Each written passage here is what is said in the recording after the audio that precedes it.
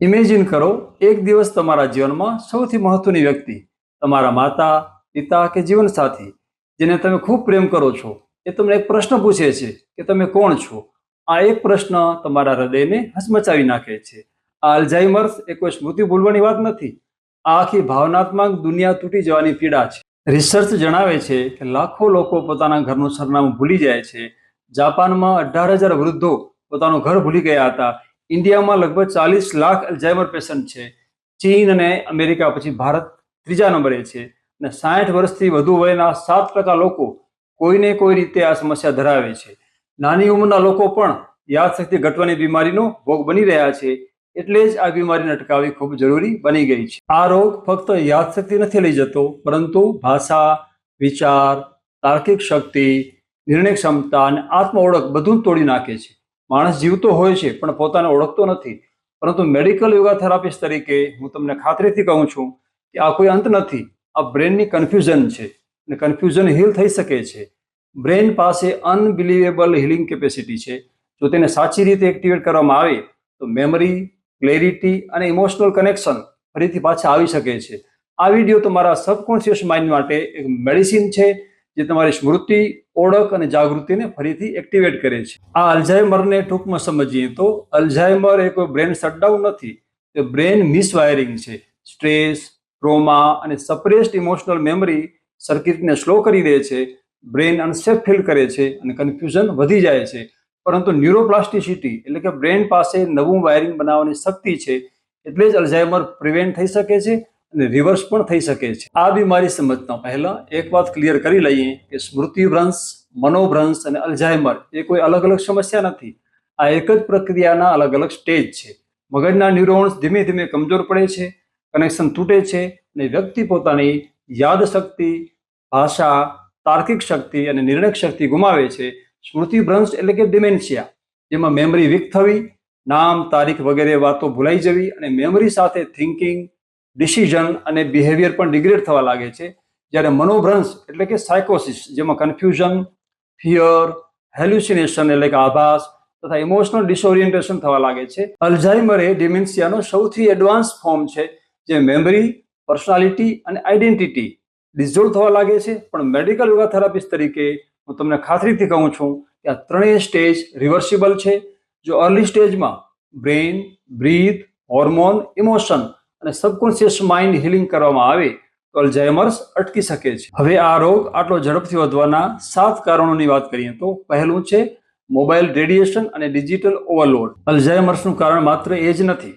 Digital ક્રાંતિ પછી નાના બાળકોથી લઈને વૃદ્ધો સુધી સ્માર્ટફોન અને ગેજેટ્સ પર આધારિત થઈ ગયા છે. જે કામ મગજ દ્વારા થવાનું હતું તે હવે ફોન કરે છે. ઓછું ચાલવું, વધારે સ્ક્રીન, સતત સ્ટ્રેસ, ઊંઘની કમી, સોશિયલ ડિસ્કનેક્શન, આ બધું મગજને ધીમે ધીમે બંધ કરે છે. Today's digital life is a silent killer of memory. લાંબા સમયનું મોબાઈલ રેડિયેશન ન્યુરોન્સને નાશ કરે છે અને એકવાર ડેડ થયેલા ન્યુરોન્સ ફરીને બનતા નથી. કન્ટિન્યુઅસ સ્ક્રીન એક્સપોઝર બ્રેન એજિંગને વેગ આપે છે. ટેકનોલોજી સમય બચાવે છે પણ મેમરીને ચોરી લે છે. યાદ રાખો, જો તમે બ્રેનનો યુઝ નહીં કરો તો બ્રેન ધીરે ધીરે ફેડ થવા લાગશે.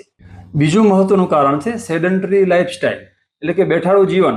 જ્યારે શરીર હાલતું નથી ત્યારે મગજ સુધી લોહી ઓછું પહોંચે છે, એટલે કે ઓછો ઓક્સિજન, ઓછો ગ્લુકોઝ, એટલે સ્મૃતિ પણ ઓછી થાય છે. Remember, less blood flow means less memory flow. Sedentary lifestyle kills memory. આજના ડિજિટલ ફાસ્ટ યુગમાં લોનલીનેસ અને ઇમોશનલ એમ્પ્ટીનેસ પણ મહત્વનું કારણ છે. કારણ કે માનવ મગજ સંબંધો પર જીવે છે. કનેક્શન વિના બ્રેન સર્વાઈવલ મોડમાં ચાલ્યું જાય છે. પ્રેમ, વાતચીત અને હુંફાળા સ્પર્શ વગર હાર્મફુલ નોન ન્યુરોકેમિકલ્સ વધે છે, જે ન્યુરોન એટલે કે મગજના સેલ્સનો નાશ કરે છે. ચોથું મહત્વનું કારણ છે chronic stress and unhealed subconscious trauma. વર્ષો સુધી સબકોન્શિયસમાં ફિયર, ગિલ્ટ અને ઇમોશનલ પેન દબાયેલું રહે તો મગજની સર્કિટ બંધ પડી જાય છે. Remember, Alzheimer is not a brain shutdown, it is a brain overload. આજની સ્ટ્રેસફુલ લાઇફસ્ટાઇલને કારણે સપ્રેસ્ડ ઇમોશન, શોક, અપમાન, ભય વગેરે સબકોન્શિયસમાં રહે છે અને વર્ષો સુધી બ્રેનને થ્રેટ મોડમાં રાખે છે. આથી વ્યક્તિનું બ્લડ પ્રેશર અને કોર્ટિસોલ સ્ટ્રેસ હોર્મોન વધે છે, જેથી મગજના સેલ્સનું સંકોચન થાય છે અને મેમરી સર્કિટનો નાશ થાય છે. અને હિપોકેમ્પસ, જે યાદશક્તિનું કેન્દ્ર છે, તેની સાઇઝ નાની થવાથી વ્યક્તિ આ બીમારીનો શિકાર બને છે. પાંચમું કારણ છે રોંગ એન્ડ પ્રોસેસ્ડ ફૂડ. સફેદ ખાંડ, રિફાઇન્ડ અને પ્રોસેસ થયેલો ખોરાક, વિટામિન B12, D3, B6 અને ફોલિક એસિડની ઉણપ, આવા કારણોથી ન્યુરોન સિગ્નલિંગમાં કોન્ફ્લિક્ટ પેદા થાય છે અને મગજમાં ઇન્સ્યુલિન રેઝિસ્ટન્સ ઊભું થાય છે, જેને મેડિકલ ટર્મમાં ટાઈપ 3 ડાયાબિટીસ ઓફ બ્રેન કહે છે. એ પછી છઠ્ઠું કારણ છે high blood pressure, high cholesterol, diabetes અને ઊંઘનો અભાવ ન્યુરોન્સ વચ્ચેનું કનેક્શન તોડી નાખે છે. સાતમું કારણ છે થાઇરોઇડ હોર્મોન ઇમ્બેલેન્સ, જે મેમરી બ્રેકડાઉન કરે છે. હવે આ સ્મૃતિભ્રંશ અથવા અલ્ઝાઇમર્સના મેનેજમેન્ટની વાત કરીએ તો આ સમસ્યાના મેનેજમેન્ટ માટે સૌથી મહત્વનો પોઈન્ટ છે subconscious imagination therapy, rewiring the brain. આ સૌથી પાવરફુલ થેરાપી છે. આ થેરાપી ન્યુરોપ્લાસ્ટિસિટી એક્ટિવેટ કરે છે અને અલ્ઝાઇમર્સને સ્લો કરે છે. મેડિકલ યોગા થેરાપિસ્ટ ગાઈડેડ આ થેરાપીમાં પોઝિટિવ વિઝ્યુઅલાઇઝેશન દ્વારા હું સ્વસ્થ છું, મારી સ્મૃતિ મજબૂત છે, આ ઇમેજ સબકોન્શિયસમાં ઇમ્પ્રિન્ટ થાય છે અને બ્રેઇન પોતાનું રિપેરિંગ શરૂ કરી દે છે. બીજું છે બ્રેઇન એલાઇવ સાયન્સ, એટલે કે યોગિક પ્રિવેન્શન ફોર્મ્યુલા. રોજની માત્ર 10 મિનિટ યોગિક બ્રેઇન એક્ટિવેશન તમારી મેમરી બચાવી શકે છે. પ્રાણાયામ ન્યુરોમેડિસિન છે. ડીપ સ્લો બ્રીથિંગ દ્વારા બ્રેઇનને ઓક્સિજન મળે છે. આ ધીમો ઊંડો શ્વાસ વેગસ નર્વને સક્રિય કરે છે, ઇન્ફ્લામેશન ઘટે છે અને બ્રેઇન રિપેર મોડમાં જાય છે. ભ્રામરી હમિંગ લિમ્બિક સિસ્ટમને શાંત કરે છે. અનુલોમ વિલોમ પ્રાણાયામ લેફ્ટ રાઇટ બ્રેઇનને સિન્ક્રોનાઇઝ કરે છે, જ્યારે ત્રાટક મેડિટેશનમાં ફોકસ દ્વારા ન્યુરોન રિવાઇવ થાય છે. આ ઉપરાંત બ્રિસ્ક વોકિંગ, સૂર્ય નમસ્કાર અને જેન્ટલ નેક રોટેશન સેરિબ્રલ બ્લડ ફ્લો, એટલે મગજ તરફ વહેતા બ્લડનો સપ્લાય વધારે છે. બ્લડ ફ્લો વધે એટલે આપોઆપ ઓક્સિજન, ગ્લુકોઝ અને હિલિંગ મોલિક્યુલ્સ પણ બ્રેન સુધી પહોંચે છે. ત્રીજો મહત્વનો મુદ્દો છે sattvic brain nutrition. What your neuron it.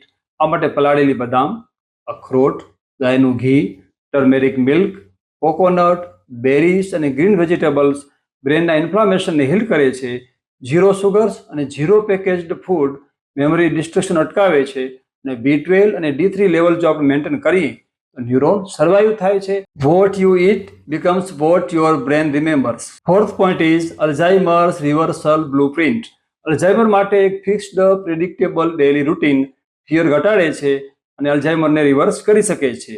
તેમાં મોર્નિંગ અને ઇવનિંગમાં અનુકૂળતા મુજબ હળવા યોગાસન, પ્રાણાયામ, વોકિંગ, કીર્તન જેવો વ્યાયામ ગોઠવી શકાય. દિવસ દરમિયાન સોફ્ટ મ્યુઝિક સાંભળવું, ઓલ મેમરીઝ તાજી કરવી અને સતત ગ્રેટિટ્યુડ અનુભવતા રહેવું તેવું ગોઠવી શકાય.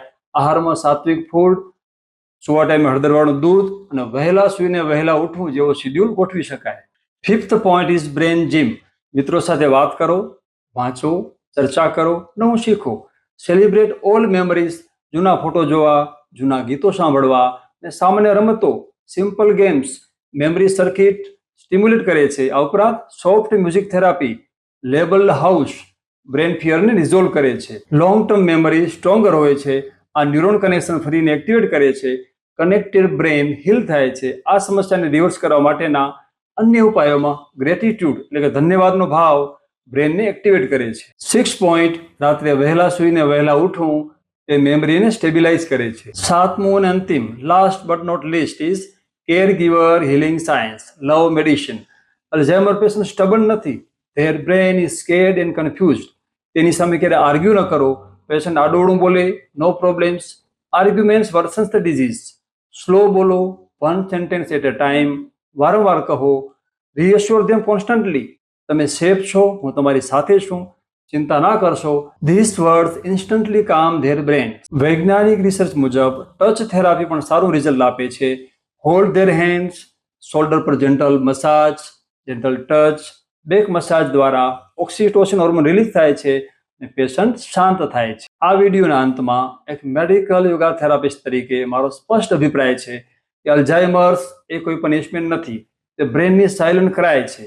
લવ, યોગિક બ્રીથ, ન્યુટ્રિશન, હોર્મોનલ બેલેન્સ અને સબકોન્શિયસ હિલિંગ અને પિનિયલ એક્ટિવેશન સાથે બ્રેનને ફરીને પ્રોગ્રામ કરી શકાય છે અને અલ્ઝાઇમરને પ્રિવેન્ટ તથા રિવર્સ કરી શકાય છે. Remember, memory fades but love, touch, safety and kindness last till the last moment. You can give them peace, dignity and emotional comfort, and you can slow this disease, sometime even reverse its progress.